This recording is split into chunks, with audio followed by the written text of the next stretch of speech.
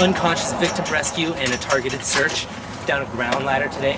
So what we've done is we've gone ahead and set up the 28-foot extension ladder with the flies out as opposed to the way we normally do it. The reason we're doing this is because it's a lot safer and easier to get an unconscious victim down the ground ladder. The other reason you would set it with the flies out or you're setting it for potential firefighter egress. Anyway, what we're going to do today is a targeted search. I'm going to head up into the window. This is for the rare instance where you show up on scene and somebody says, yep, there's somebody in that room. So of course, instead of going to attack mode, you would go into rescue mode. Throw a ground ladder. I'm going to head up, sound the floor, and the first thing I'm going to do is head across the room and close the door. That isolates us from the rest of the fire involvement in the rest of the building.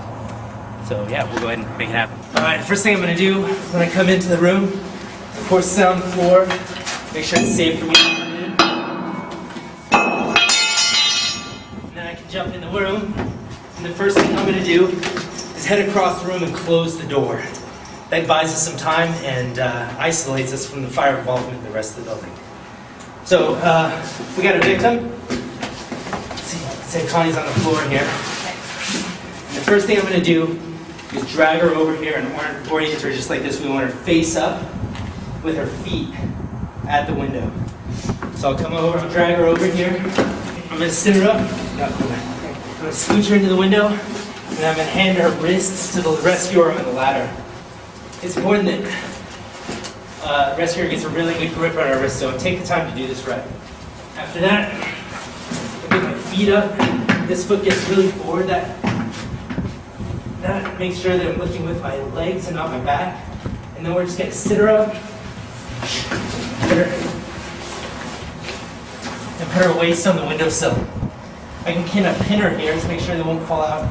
This is a good place to rest if you need to. The rescuer on the ladder is going to reach under her armpit, and then very slowly we're just going to take her legs and put her on the opposite side of the ladder rescuer's body.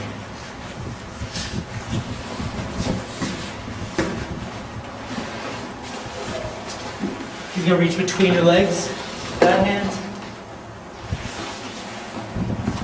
and I'm going to hold on as long as possible.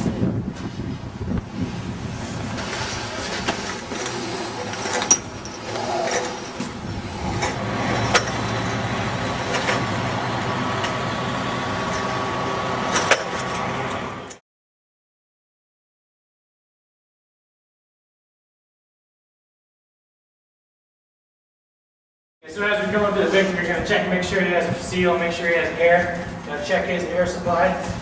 You're going to tighten down all straps because that's what you're going to be using to move him. And then if you have the time, you want to unbuckle the waist strap. Get as loose as you can. Slide it between his legs.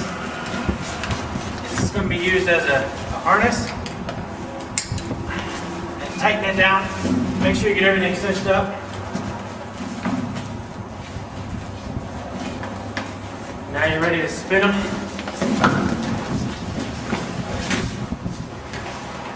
And when the first guy says ready, wait for the second guy to say ready, and then as soon as that second guy says ready, you guys move. So there's only a ready, ready, move. Ready, ready. Feet down. Same thing again. Ready? Ready. Come up. Get your knee under so you can support his weight here. And you can grab the pack.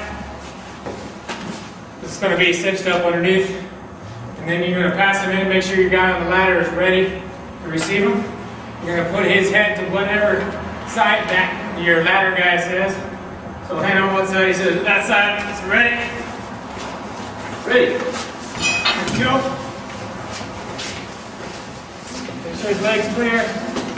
Got one guy clear, one guy hanging on over till the ladder guy has control. I've got the body. That's the ladder guy takes over.